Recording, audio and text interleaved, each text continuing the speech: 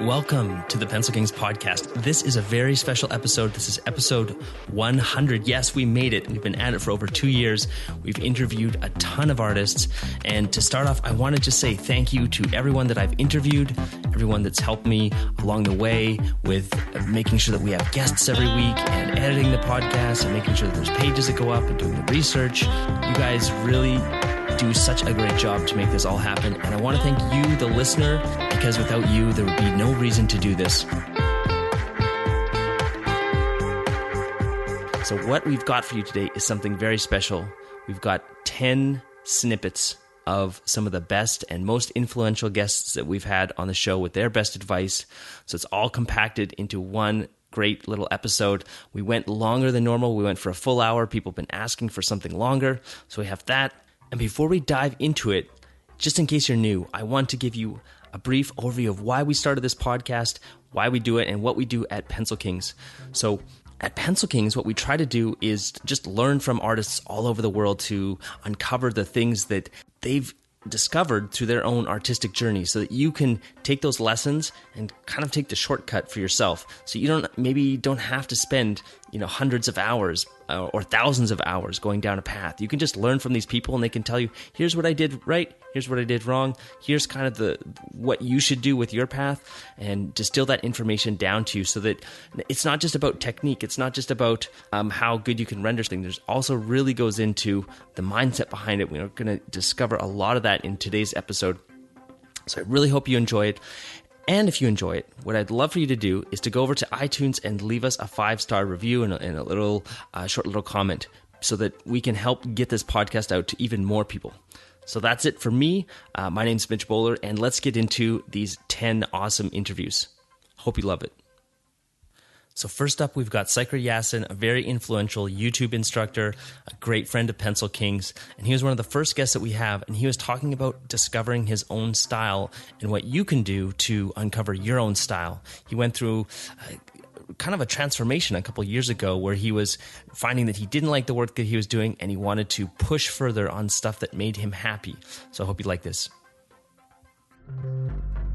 Okay, so going back about a year ago now, I had talked to you about doing some more lessons, and you said that you were too busy, that you were going to work on your own style. But how did you come about this idea that you needed to work on your style, and what did that mean? Because at the time, I didn't really understand it.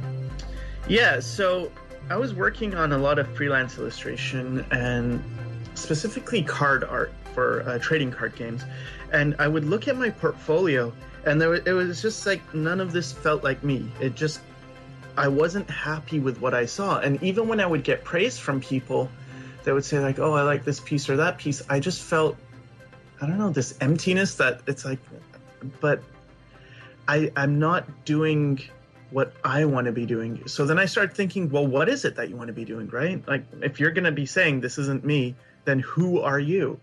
And start to think back like, okay, well, what do I enjoy? What kind of art do I like to look at, and not what kind of art am I impressed by? Because those are two different things. Because there's a bunch of artists, I'm impressed by them. I love their work, but I don't enjoy looking at their work. And I think the way I could tell the difference is to go back to when I was a kid. Because when you're a kid, you don't care if artwork is necessarily impressive, or at least I didn't. I just wanted art that was cool. And what was cool to me were artists like J. Scott Campbell, Joe Mad, Greg Capullo, Todd McFarlane, and then on the other side, there's manga artists. So that was really what I like to see, and that's what I wasn't seeing. I was seeing in my galleries, I was seeing heavily rendered stuff, which honestly, I don't care that much about that stuff. I don't care that much about realism. So then I started pursuing the stuff I used to do, and I wasn't sure where to start. So I started studying different artists that I felt like I kind of wish I could draw maybe poses like this person or eyes a little bit like them. And I started doing studies, trying to figure out how did they do this. I would look at it and draw it, and then I would think, but how would I do it differently? Because I think we all have that, where you look at a piece and it's like, oh, I really love that. But if I could do that, if I had that skill, I would make that sword a bit longer, something like that. I would make that hair a bit different. When you actually build up your skill that you can do that, then it's just a matter of, okay, well then do it. What I was doing is always going back to things like, I would make that sharper. I started incorporating that into my work, and it got more pointy and more sharp until I have this very sharp style with pointy noses, pointy hair, pointy chins, everything's very pointy, but it feels like me. And I started posting this on DeviantArt. On DeviantArt, people seem to be pretty supportive, and they seem to like the direction I'm heading. But I did see some stuff on 4chan. Wouldn't recommend going to 4chan. It's brutal, but there's a lot of comments that were like, "Wow, I didn't know this community existed." But they're very harsh, and they're like, "Why is he doing this stuff? His new stuff is ugly. He used to be doing good stuff." I'm like, "Oh," but. Yeah, it was different. I was finally feeling good. When people would compliment me, I felt like, you know what? Thank you. Honestly, I appreciate it. Whereas before, they would say, good job. And my initial reaction was always like, oh, no, it's not that good. I could do better. And I didn't know where that was coming from. But now I realize you're not satisfied because you're not you. Oh, that's really, really interesting. I've never thought of it that way, and I've never heard anyone explain it. I've just thought of it in terms of that, there's people, and you would say, like, that artist has a certain style, and then there's other people you'd say that artist is mimicking this other artist's style, or this person is copying this style. But never that when you produce work that is your personal style, something that you've created and has come forth from you, that you feel pretty good about it because it's it's very true to what you want to be doing. Yeah, and I also think when you copy another artist, and even with these mimicking style things, I used to really look down on it, and I used to think like, well, you're nothing more than just a mime. You're just mimicking this guy. But now what I realize is that when you mimic another artist, it's because they have something that is in you, and what you're really doing is you're trying to find yourself, and you're seeing yourself in that other artist.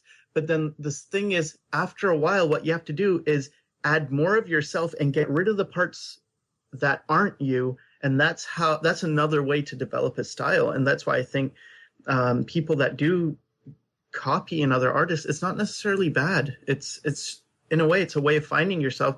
I think the important thing is to copy multiple artists and find out, well, I like the colors of this one and that one, and discover but then how would I change it?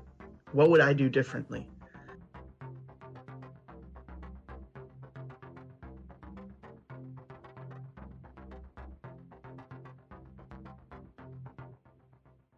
All right, now Will Terrell is going to go through some of the emotional roadblocks that he sees artists facing and what he does to help them break that down. Now, I love this episode because I had a huge smile on my face, and you can just hear how much fun Will is having doing what he's doing. And this is really something that we try to do as well inside Pencil Kings, is get people past, over that hump where they get stuck and then start getting momentum again.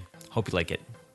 Before we start to dive into what you're actually working on these days, is the emotional roadblocks that we talked about in the intro, and how do you recognize those in people, and what's one or two of the most common roadblocks that you see that someone listening might be able to identify? And it's like, oh, that's me. What can that person do?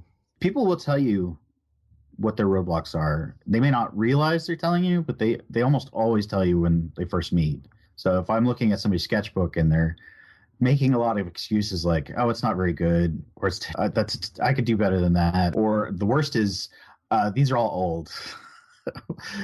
What that tells me is that they don't have fun drawing. It tells me that they used to have fun drawing, but it became something different and they lost their joy. And so for that type of artist, my job is to help them find their joy again. It's not to teach them how to draw.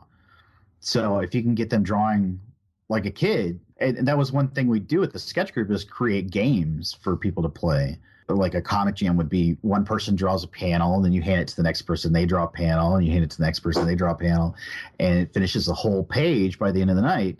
that tells a story. And if you've got 20 or 30 people starting their own comics at a sketch night, you've got 20 or 30 comics getting finished, and it's fun. You're getting people in touch with why they became an artist to begin with. A lot of artists, when I first meet them, they're like locked up in my stuff doesn't look like the good stuff I see, so I'm not very good at this. They've got it backwards. You have to get in touch with why you want to do this in the beginning, not compare it to somebody else. Like, you didn't get into this to draw like that guy or that person or that woman.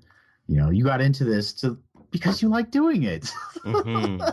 If that's where you're stuck, then that's where you need to go back to. And then there are other people that are actually really talented and they draw on a regular basis, but they are kind of a similar boat where there's no joy in it anymore, because they want to make a living with it. And so they keep plugging away at it, hoping to make a living with it, but then it's still like they're starting to resent it. It's not giving them what they wanted. And so they're starting to resent the thing that they love because it's not giving them what they wanted. And that's like a whole other problem, but it's still rooted in not being in touch with your joy. Like, you're doing it for the wrong reasons again. You have to like fall in love with doing the drawings that you like to do and figure out how to do those drawings in a way that clients will be interested. Not doing the drawings that you think a client will be interested first. Yeah, the last podcast, we talked to two animators, and they're just like, we like this style, and we want to do projects in this style. People seem to like it when we did the first ones, and so we just keep doing this. Mm-hmm. If we try and do what we think people might like, it's just going to be, we're just going to be this weird services shop, and we're not, mm-hmm. that joy is not going to be there. And I thought it was very true words. Yeah, If you've got a portfolio full of stuff that you hate drawing, then those are the clients that are going to come. They're like, "Oh, I want that thing," and you're like, "I hate drawing that thing." Well, then don't put it in your portfolio. Yeah. Only put in your portfolio the things that you love to draw, but that are also marketable to clients, and that way you end up getting hired by clients that want you to draw what you want to draw.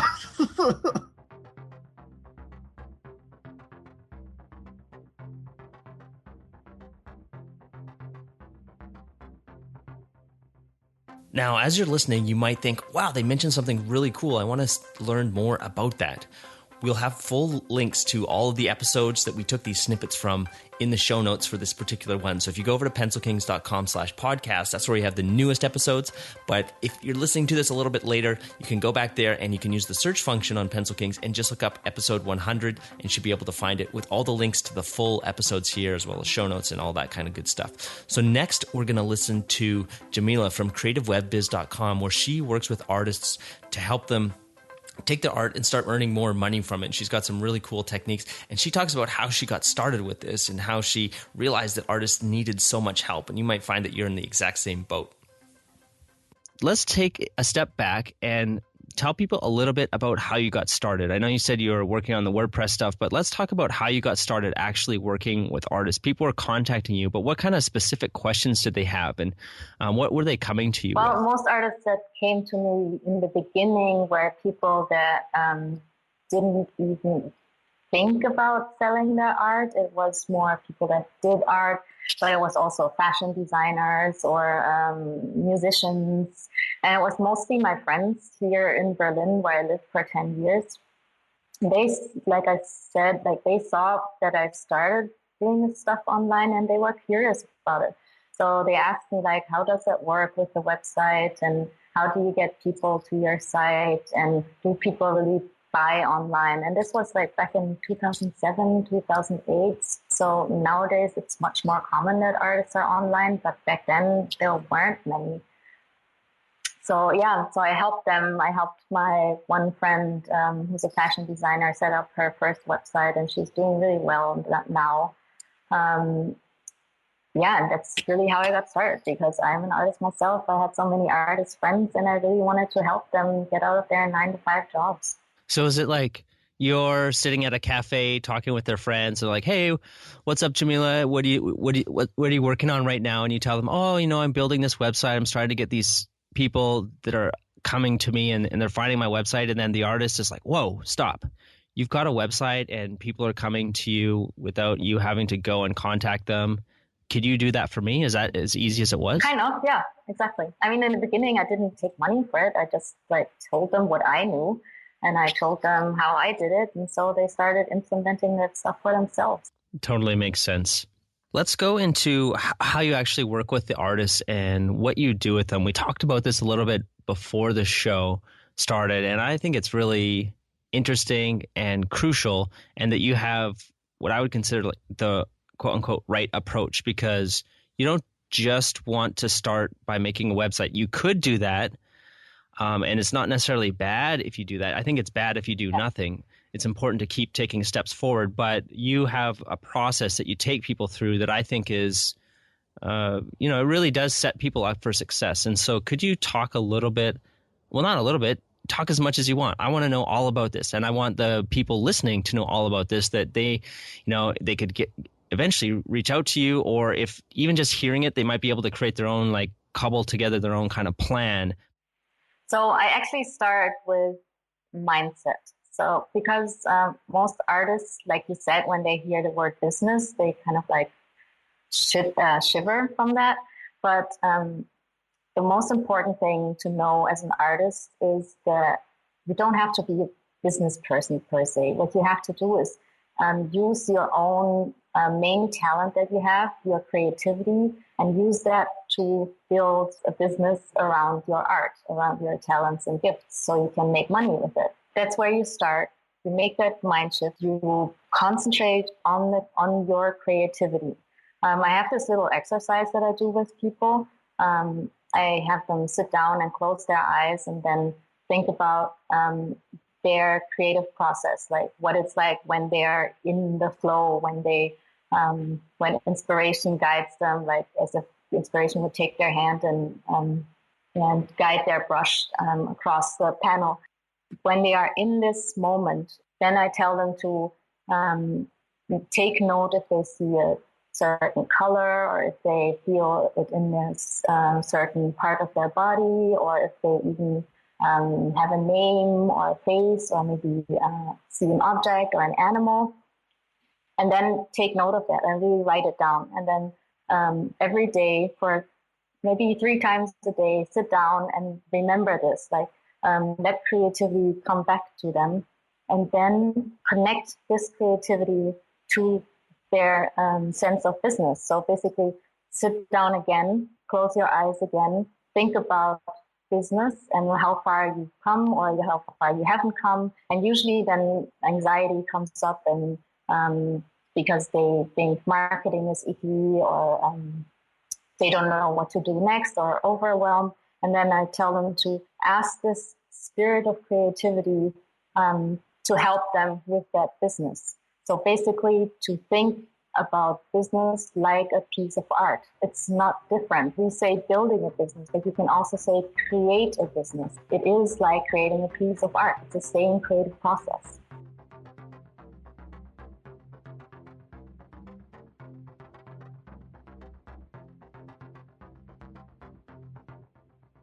All right, now we're going to hear from Jesse Aklan about his style.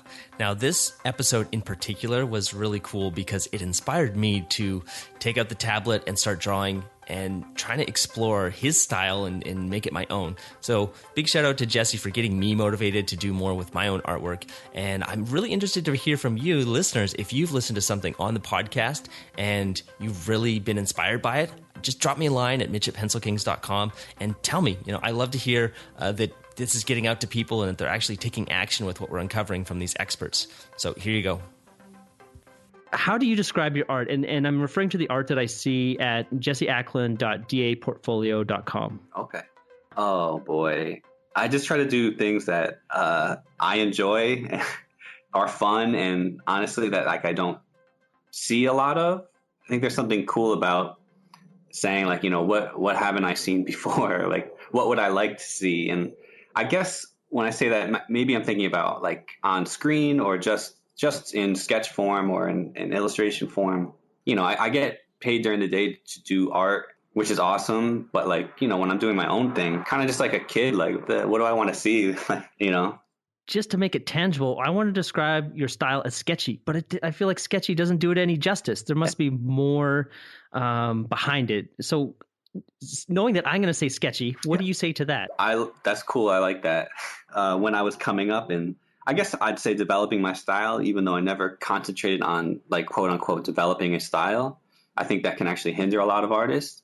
But as I was working every day, a lot of times if I applied to a job or doing work for people, they would tell me that it's too sketchy.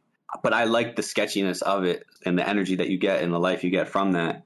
So what I kind of figured out is that you have to make it sketchy, but like able to be interpreted. So there's like a level where it's like, I totally get what you're doing, and I love that it's sketchy and full of life, but it's not like taking away from the design, if that makes any sense. I don't know if it does. I'm sitting here, I'm trying to think, how do you know when something is interpretive or not? Could you just start by explaining interpretive? Okay. When I wasn't quite comfortable with a style or developing a style, I've done freelance for a lot of years for like a lot of different places, a lot of different types of jobs. And one thing I would find is like, some of the most fun part usually can be the blue sky phase when they're like, hey, let's say like we've got a commercial and there's like these T-Rexes and they're, stealing candy from a baby, which is wrong. You shouldn't steal candy from a baby. But, and then so they're like, what could these T-Rexes look like? It's pretty much open, just do it like whatever you think would be cool. So you go into this blue sky phase where you're just like, man, I want to see one with like little eyes, big head. Like you're just playing around with proportions and shapes and all this different stuff, trying to get like the most fun approach you can. And I like to do that really fast and get a lot of stuff down quick. So I can it's almost like exercising, like getting all the ideas out of your head. And like for me, I have to do that quickly, and that way I can get a good variation. So I know what works, what doesn't work, and everything like that. But then when you hand those designs over, you still want them to have that initial spark of inspiration, but you want the client to be able to say like, I want to choose, B or C. I like that one. And then when it comes back to you, also there's enough information there that you can take it to the next level. Because if there's not, then the client doesn't know what he chose, and you almost don't know what he chose or what to go off of that he liked. So it's kind of like developing a shorthand that's complete enough, but also still with enough energy.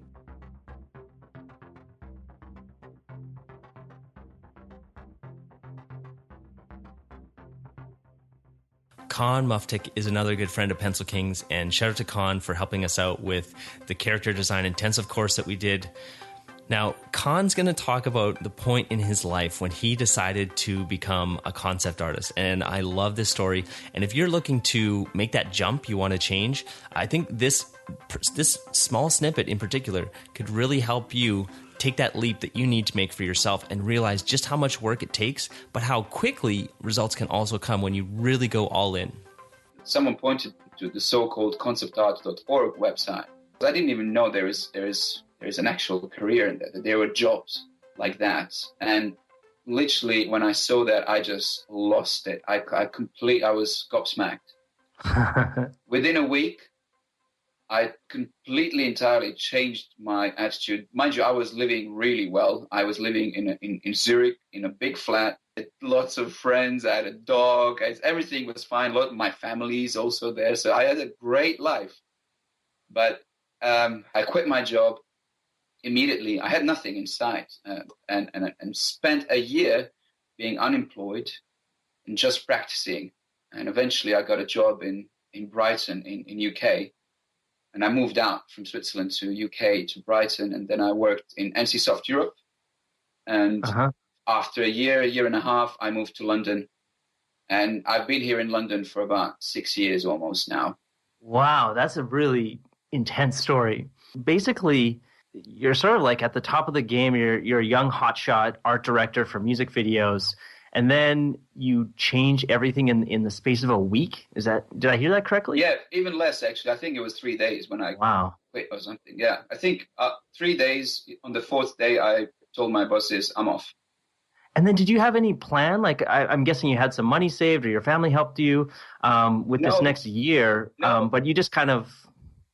I had nothing. I was going out a lot. And I was spending a lot of money on just most stupid things like, I don't know, a car or just stupid things, basically, clothes. But that all of a sudden, that all just stopped. Nothing was important. Like I was hit by a lightning, literally. It's just, okay, what am I doing? I'm not happy. I need to do this. And I had absolutely nothing in sight. And also in Switzerland, it's a very rich country. It's a beautiful, beautiful country. And for some weird, inexplicable reason, there are no big game companies or big movie companies. So the only option for me was to become competitive for the game market, for the UK or European game market. And that is, as you can imagine, it's really hard. It's really hard. Gotcha. Yeah. Can you take us through a little bit of what that year looked like? Because it sounds like in that year, you went from basically zero at being a concept artist to landing a job being a concept artist. So what did you do? Just like lock yourself in a room with a tablet and a computer, or did you apprentice under somebody, or how did that work? Basically, I realized that for a career in games as a concept artist or in movies, I needed to relearn everything, because I was taught in a very traditional way where you see something and you copy that something onto the canvas, right?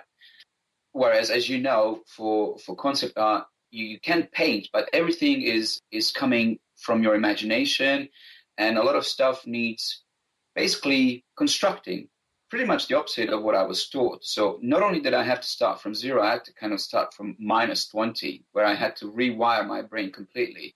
And yes, I did spend a year locked up in my room with my tablet, learning how to draw, to paint, to use actually Photoshop and Painter. And it was difficult. I never knew what's going to come out of this. Mind you, at that point, I was already 30. It's not usual that you stop a career at 30 and then start from scratch. I mean, it's not like I was an old man, but I was at least 10 years older than most of these kids on forums. Hugely intimidating for me. And I just thought, I'm an old fart. I can't keep up with all these smart kids who just seem so talented and everything. But then I realized that putting hours in learning really pays off.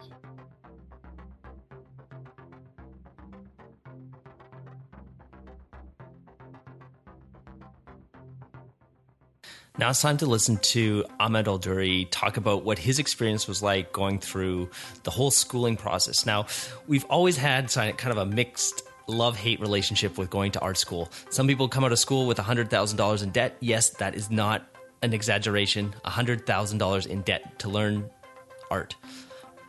But Ahmed's an extremely amazing example of what's possible as well by going to the right art school. Now, there's a lot of wrong ones out there, and one of the big things that you need to keep in mind is location. So you went to school in Los Angeles, I believe, and that's a great place because you're so close to the industry, you're so close to the people that you need to be connecting with if you want to get a job in the entertainment industry. Where did it all begin?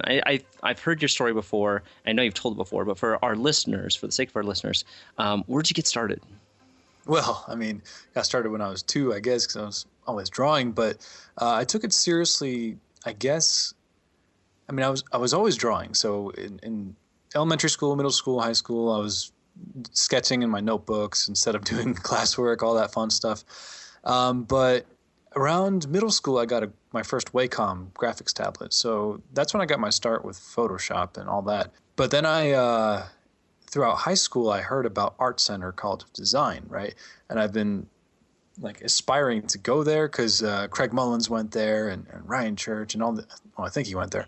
And so I'm like, there's an industry out there, right? But I still didn't really know what you can do as an artist. I knew you could do something, but my parents weren't fully convinced. It was a really hard time because we just don't know about it, especially in the middle of Ohio, right? Which is where I grew up.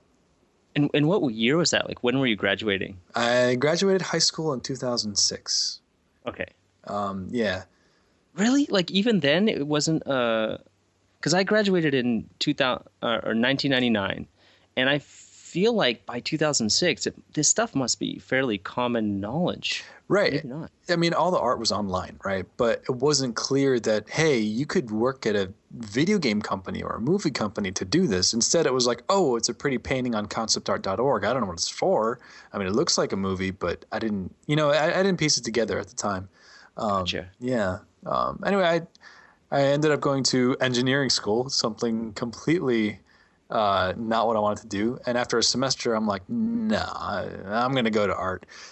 So I kind of left that school and went to community college for life drawing, just regular things to kind of get by and do art.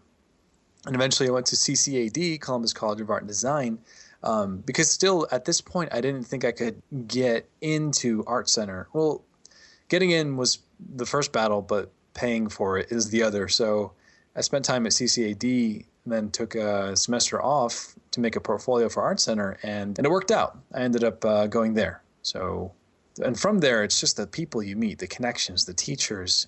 My first job was with a teacher I had, Scott Robertson, who has an amazing series of books, the Design Studio Press books on how to draw, how to render, how to draw perspective. Really great things. And through him, I got another job under Dylan Cole, who is the lead concept artist for Avatar 2 right now. He did Return of the King, Lord of the Rings, and I did a project with him. And from there, I went to Rhythm and Hue. So it was a big series of small jobs to bigger jobs. Yeah. Yeah, but that's basically the who's who of like the top art instructors for the last, 10 years or so. Dylan Cole and Scott Robertson. Like, I learned a bunch from watching Scott Robertson's DVDs on perspective, and that's awesome that you got to study under those people or work with those people. But I mean, you're always studying and always learning. But it was really lucky, because if I hadn't gone to that school, I would have just not been exposed to that. Maybe if I was still in the area in LA, it would have worked out. But yeah, just the proximity, I think, caused it to happen. Okay, so you graduated. You've kind of got maybe the ultimate launching pad out of school. Doors are opening. I'm sure doors are opening for you left and right when you're just meeting the right people makes such a big difference. Sure. And then we also have to be able to make cool stuff, right? And there's so much wonderful opportunities of learning online, because I got a lot of messages about, well, I can't afford Art Center. I can't go there, blah, blah, blah. Or I'm in like Bulgaria or something like that. But with the internet, it's all here. Everything that I wish I was, exposed to is now there, whether it's through Pencil Kings or Gnomon. And it's like there's no shortage of exposure to that now.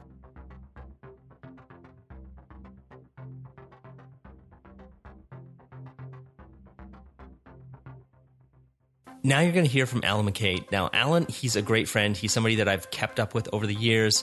We've hung out together when we were living in Los Angeles. And he's behind creating a lot of the biggest explosions that you see in a lot of the popular movies today. But what you're going to listen to is his process of how he went when he was a kid in Australia. And he broke down, he wanted to become a visual effects artist working in Hollywood. And he broke down all the steps. Now, this is a process that you can use yourself to break down whatever big thing that it is that you want to accomplish for yourself. Now, this isn't just something that he's doing as a kid. I followed up with him last week, and he showed me how he's breaking things down even today. So it's something that he's continued to use and something that continues to bring him amazing levels of success, and I hope that you can use the same thing for yourself. In the Pencil Kings community, I know there's a lot of people, they're looking to get their first studio job. And what's really fascinating that I found about you is how quickly you were able to rise to the top of your industry. And I don't know, I could take a stab in the dark, but from your standpoint, how did you get started? Because I think by the time we met, you were already kind of a brand name in the visual effects industry, but you were like 19. Yeah. For me, initially, in the beginning of my career, we didn't have all the resources that we have now. So I kind of think these days it'd be a lot easier to do what I've done. But I initially started out just like anyone else. I was really into art. I loved what I did. I think one thing that I had going for me was that I was always really resourceful. I didn't have money, but I was always good at when I needed to have an opportunity, I could create that opportunity. So I used to paint and draw all my own artwork and try and find people even on the street to kind of sell that stuff to, and my mother's friends, anyone I could, to make money so that we could get by. Another one thing I did was always, if I really needed to make cash to buy, let's say, a computer, so I could start getting into computer art, I would just go get a blanket and go outside with all my toys, put them all on the blanket, put up a sign saying garage sale, and just start selling everything I had. So, it's kind of silly to look back at now, but those were, at least for me, the only way I could actually get ahead was to make my own money one way or another and buy a crappy 286 computer to teach myself and do all that. Beyond that, though, one thing I did very early on in my life, and I still think that this is something that I still do to this day, is that I would always set really unbelievable goals. And for me, the big one was, was 14 years old and I wanted to go work in Hollywood doing Hollywood film. And with no internet or anything at the time, that was, such a unattainable goal for me to have. And like anyone I mentioned it to is just like, yeah, like go get a real job. Like for me, I just kind of set that goal of, okay, well, here's my unbelievable goal. And then I, looked at where I'm at the moment and where I wanted to be and started to deconstruct that goal. I think a really key step is just be able to look at anything and just kind of deconstruct it bit by bit into, okay, do I need a piece of paper to validate what I'm doing, like a degree or whatever it's going to be? Or do I need to get the education? Do I need to build the contacts? Do I need the experience? Do I need to actually figure out how the hell to actually do this stuff? And then from there, be like, okay, well, how do I get these things? What do I need to do?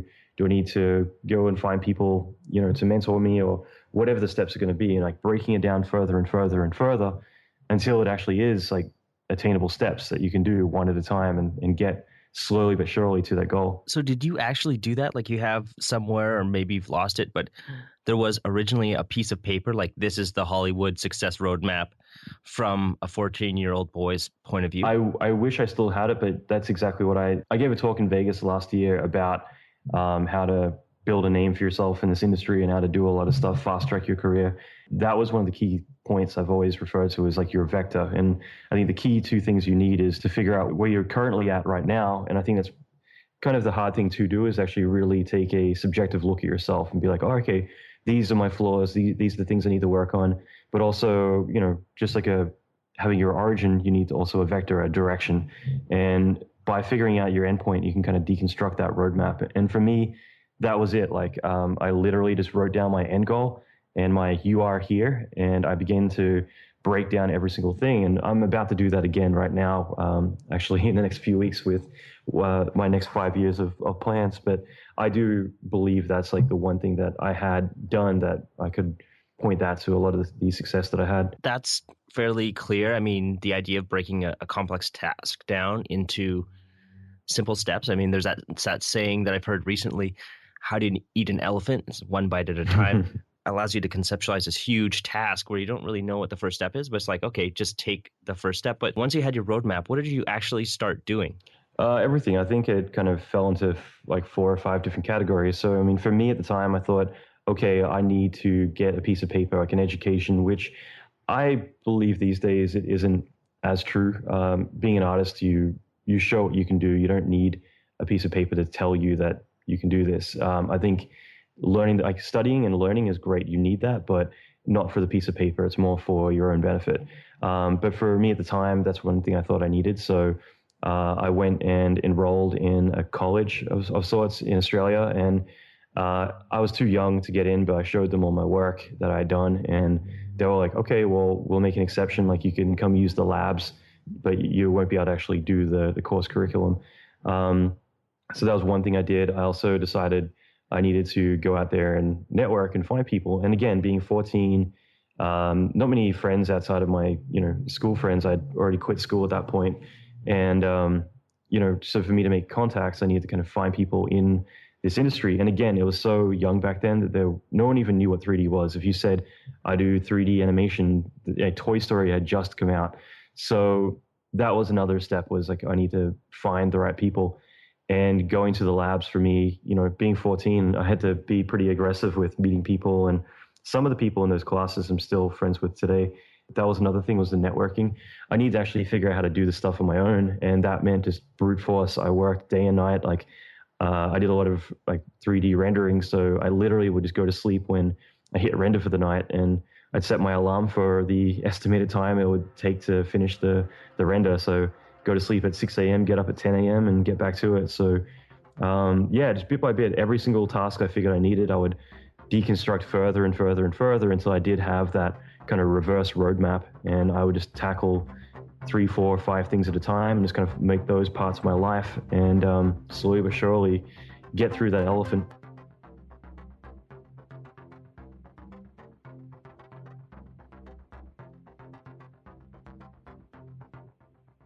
I absolutely love it when there's an easier way to do something. And I know that while I love technology and building websites, and that's really where Pencil Kings came from, this love of building things, for a lot of people, a lot of artists, you don't want to have to deal with the headaches of running a website. So we interviewed Chris Kirkland. He was one of the first people that we had on the podcast way back in the beginning. And he runs ArtWeb, where you can go and build your own artist portfolio. It's extremely easy. And he's going to walk you through kind of the steps that you need to do that, as well as how to photograph your art to get the best results and display it online. For myself, I'm fairly web savvy, but definitely it's best to focus on what you're really good at. It's awesome that there's a system that's designed specifically for artists. How is it that artists actually use your site? Like, they go to ArtWeb and they sign up. What exactly can they do? They start by uploading images. They can organize them into galleries. They can then make a sort of artist statement about me page. If they're ready to open the shop front straight away, then they just fill out some basic PayPal details. They can take credit card payments and sell their work online. Simple system. There's not that much to it. It's just a case of logging in, uploading some images, and we take care of all the technical side of things, so artists can just focus on being creative and not worry too much about getting HTML right or optimizing for search engines. The main kind of features that we offer is the ability to customize the way the site looks. Whilst the actual templates themselves are fairly simple, artists get quite a degree of control over fonts, colors, the style of their website. Oh, I know that's so key, because as artists, we're so visually geared. If things don't look good or we're not able to customize how it looks, whenever I've tried to put together a website, I definitely want to have, be able to set things the way I want it to reflect me. Yeah, we've got all kinds of artists of all kinds of different styles. So, really you want to get a look which is in sympathy with your artwork. Totally. So you mentioned that people are uploading images to the site, and that's one of the first things that people do to get started. So if I say I've got some paintings and I want to get those online, would I just take a photo with my phone and then upload it to the site, or how does that work? Really, you want to get the best quality photos you can of your artwork. If you're serious about selling online, you need to give potential buyers the best possible view of your artwork. And I guess this is one of the first problems I'd point out with artists uploading their work is often, they just take kind of snaps of their work. It's poorly lit, it's not framed properly, and it really doesn't do their work justice. In fact, it's not really that difficult to take good quality photos of your artwork. Basically, it's all about having even lighting and making sure your camera is positioned perpendicular to your artwork. We've written an article about this on our blog. To summarize, the kind of simplest way to do this is wait for a nice overcast day, so you've got a nice even lighting from above, and go out onto your roof or into your garden or something, and just photograph your artwork under that even lighting, and if possible use a tripod or use something to rest the camera on and make sure it's exactly perpendicular to your artwork. That's kind of half the way there to professional photography. Awesome. I've seen some people doing this online, but how important is it to really zoom into the details? I've been on eBay before, when you're looking at the details of some things, and it'll show you right down to the threads of the canvas, how the paint strokes look. Does that really mean a lot when you're putting your photographs online, or is that kind of just... The most important thing is just to make sure that the main shot is a good quality photo. So kind of in a glance, people can really appreciate what your work is. I personally think there's less importance in really kind of looking at the actual strokes on the canvas up real close. It's kind of more important that the buyer's going to make a decision as to whether they like the artwork based on the way it looks overall, rather than getting too concerned about the individual brushstrokes. I guess it can help, to give that option as well. So some artists, they'll do a main shot of the artwork, and then they'll have a few detail shots, which I guess can help reassure, the quality of the work. Is it framed nicely? I don't know, just to help give a slightly closer look at the artwork. The number one thing is making sure that the the main shot is a real well-framed, professionally lit photograph of the artwork. Okay, so if somebody wants to get started with ArtWeb, how long does it take them to get up and running? Well, really, it only takes a few minutes to upload a few images, choose a template, and it's there. Your work is online with PayPal checkout buttons underneath it. I guess a lot of people like to spend time on trying out different looks, trying out different fonts. So I would probably allow a couple of hours beyond that initial upload of the images to just fiddle around and customize and, tweak to your heart's content. I mean, if you're in a hurry and you just want to get something up, maybe you've got an exhibition coming up or something, and you want to have a way where people can follow up with you afterwards and maybe purchase after the event or whatever, then, it's only going to take a few minutes to get started. The amount of time it takes to upload your images. So if you're familiar with putting pictures on Facebook, it's that kind of time scale.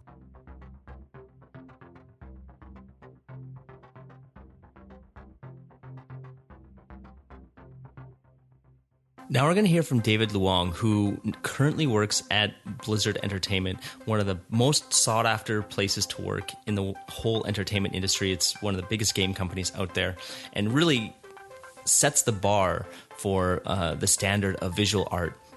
Now, David's got a huge heart. I really appreciate all the stuff that he's done for me. Big thank you to you, David, if you're listening. And he talks about what life is like working inside Blizzard Studio, which I think is a place that a lot of people could aspire to be. If you haven't heard of it before, it's basically Pixar, but for video games.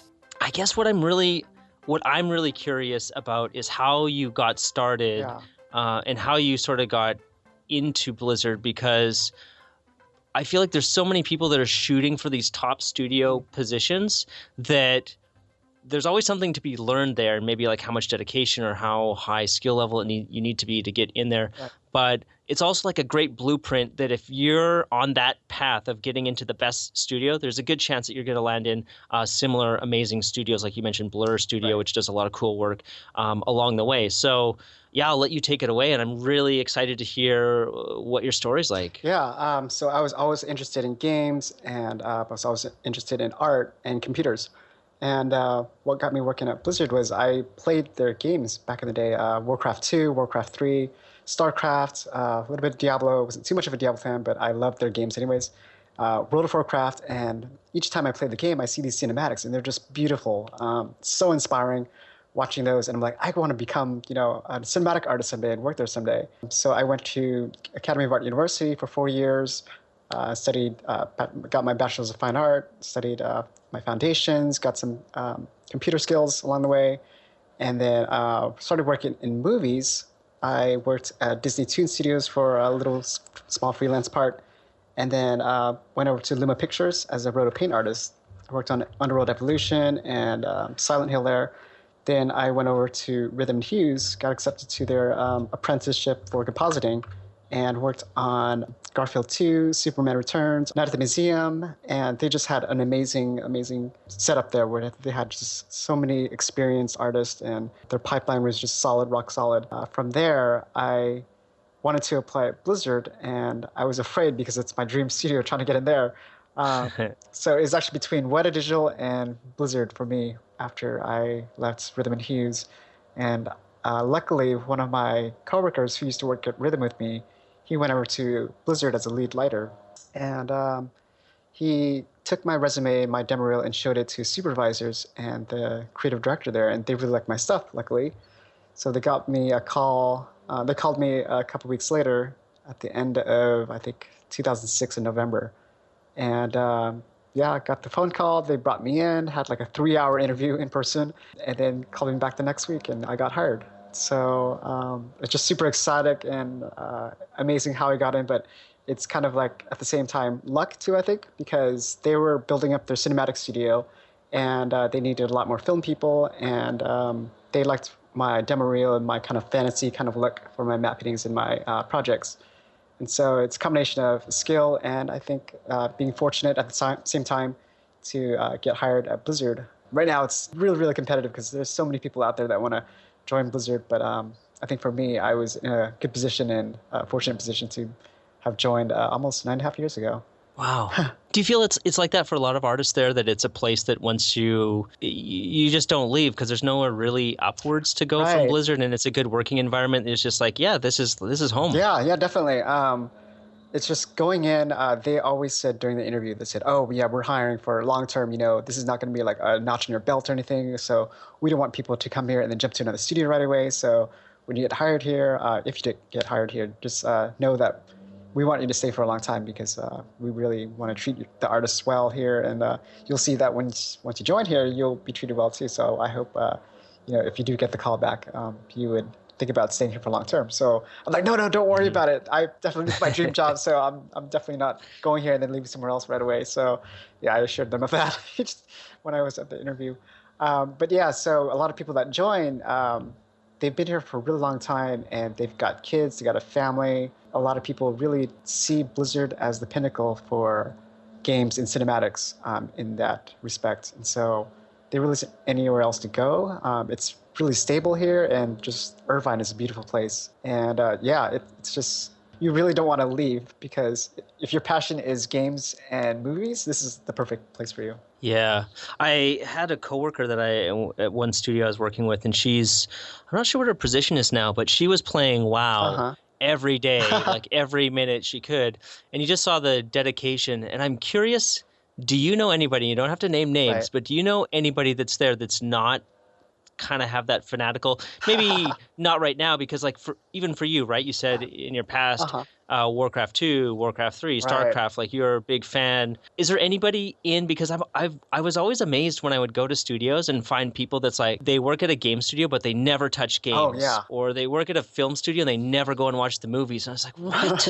Like, how is this even possible? Like, they're great artists, and no knocking to their skill or anything, but I just thought it was a weird mismatch. But do you find it's like that at Blizzard? Because I feel like it's the same thing at Disney, although I have heard of people at Disney and both Pixar that are not huge fans, and they're just sort of like, yeah, I'm here and this is the best work and I like to do the best work, but that's where it ends. People who are, they're not as fervent, or their passion isn't as high or as through and through as some other people. Yeah, it rings true for Blizzard too, amazingly.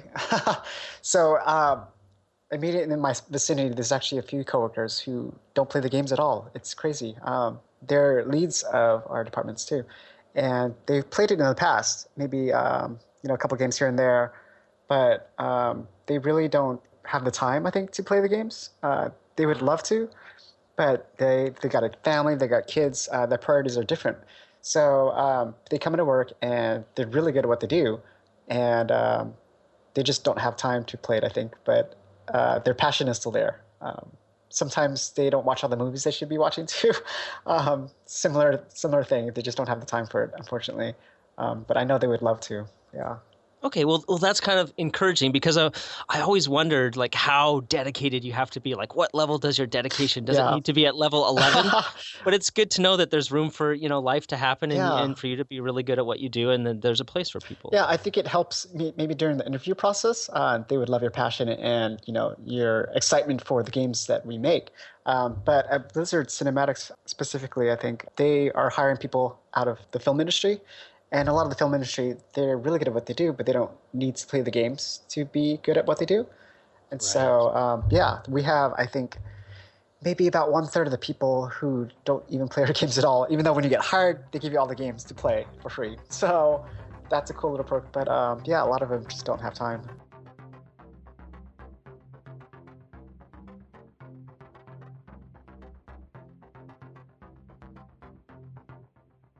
And to round everything out, you're going to hear from me, yours truly, about the 4 stages of where you're at with your art. Now, this applies to almost everything that you do in life. There's many different ways to describe it, but I found that these 4 levels was really easy to comprehend and to see where you're at in your artistic journey and know that there's a level ahead of you. Or if you're already at level 4, then you're pretty much the master of your game, and you can kind of relax because you're amazing, and you don't have to feel that pressure that you have on your back all the time because you're at the top. So hopefully you can listen and see where you're at. one of the things that I learned at the end of last year, speaking of this being frustrated, is the stages of, there's basically 4 stages of, we'll just call it mastery. And it applies to so many different things, like a lot of the things that we teach. We look at it through the lens of art, but it teaches so many different things. So this particular one, you're probably going to find it very cool. So let's think of this as an employee, though, not as an artist. I'll bring it back and tell you how it applies as an artist, but let's think of it as an employee. So there's that person who's just starting the job. And when you just start the job, you have so much enthusiasm. You're so excited to be there. Nothing bad can go wrong. And you're totally jazzed for all the amazing things that you're going to do in this new job. And then you meet that person who's at level 2. When you're excited, you're at level 1, and the guy at level 2, he's been at the company a little bit longer. He's a little bit disgruntled. I remember meeting my big breakthrough job. I went and my first day was spent assembling my own desk. It's like, here's a box of IKEA furniture. This is your desk. Go. That was day 1. I was so excited. And I remember walking out in the parking lot. I was just so excited to be working finally as an artist, like as a real paid, artist in the entertainment field. And one of the level 2 employees, he'd been there for a little bit longer. He came up to me and he said, new guys. I was there with my friend. How was your first day? And, I told him it was great and I was so excited to be there. And, he'd been working so hard for so many years trying to get to this point of being able to work on some cool projects. And so I was just completely jazzed to be there.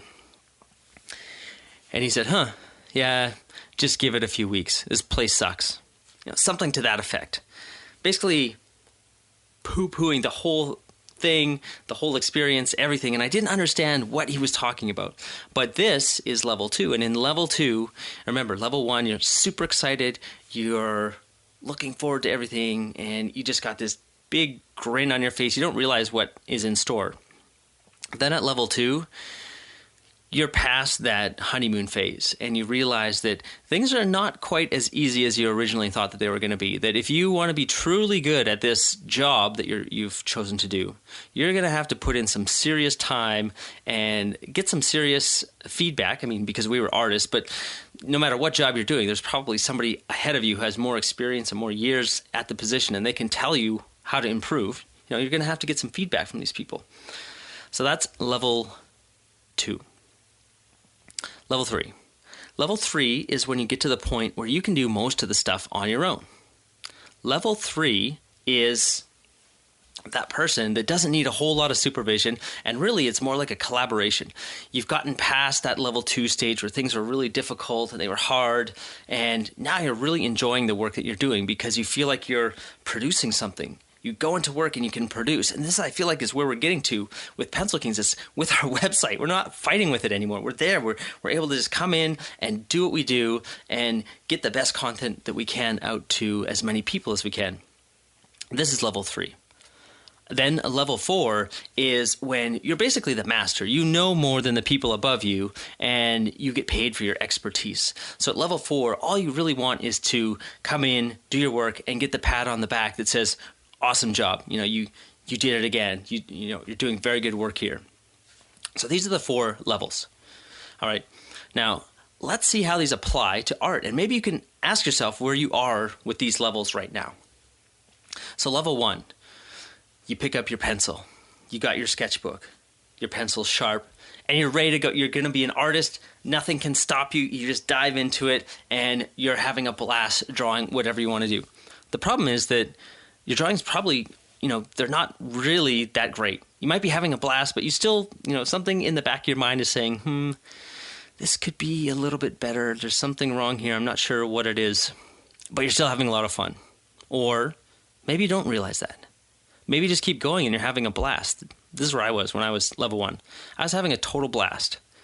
And then somebody looked at my art who knew a little bit more and told me what was up. Basically told me that I had no idea what proportions were all about, and that all of my faces, which I love drawing, were totally jacked up. And I was confused because I thought I was doing everything right. Everyone told me that I was the art kid in my class. Everybody told me that my drawing was amazing. And then this art teacher said it wasn't. And so I was confused. I was getting into stage 2. I was really hurt when I went from stage 1 to stage 2. It was really just happened in one conversation.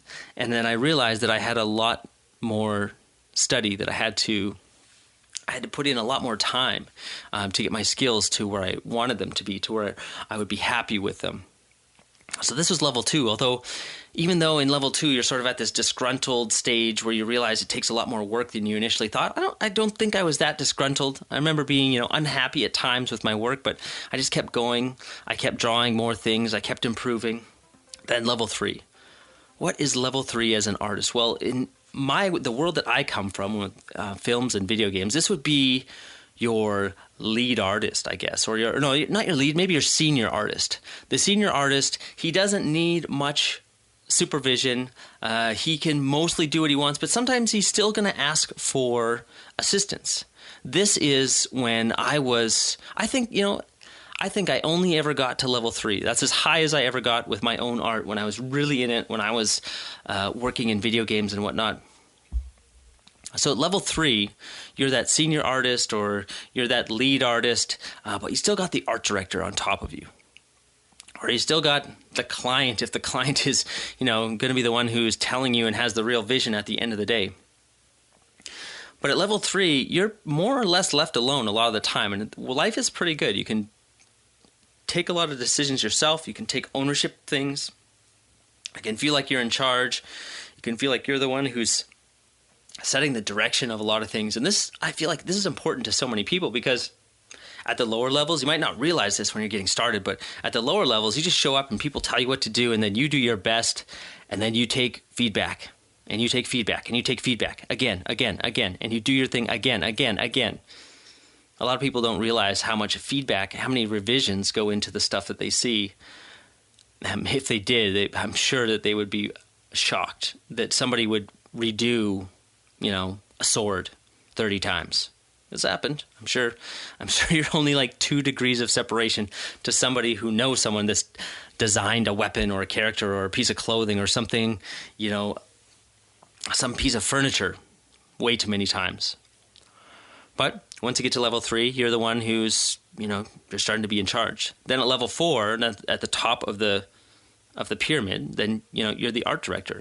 You're the person who's directing things, and that's somewhere you could aspire to be, but you don't necessarily have to be there to be the one who's happy. I mean, happiness doesn't necessarily come at being at the top of the hill or the top of the ladder. And I'm sure you've heard it before that the journey is what's important, not the destination. And it's so true that enjoy where you're at right now with your art. Enjoy, think to yourself, which level are you really at right now? If you're working somewhere, you might be able to say like, man, I'm super disgruntled. And then you're at a level 2 and maybe you have to do some things to level yourself up to a level 3. Or maybe you're just working for yourself and it's been all smiles and good times. And you realize after hearing this, maybe I'm just a level 1. Well, that's okay. It's everybody's somewhere. Even if you're at level 0, as soon as you pick up that pencil and grab your sketchbook, you're level 1. But realizing that, maybe you now can see that there's more to this. There's another level, and there's another level of punishment, of self-hatred and hard work. We don't want to hate ourselves, but it seems like that's a common thread for artists, to be unhappy with your work and continuing to strive to be better than you are. And it's a very noble cause, but there's a lot of pain in doing it. And so if it's all smiles and good times, maybe it's time to move up to level 2.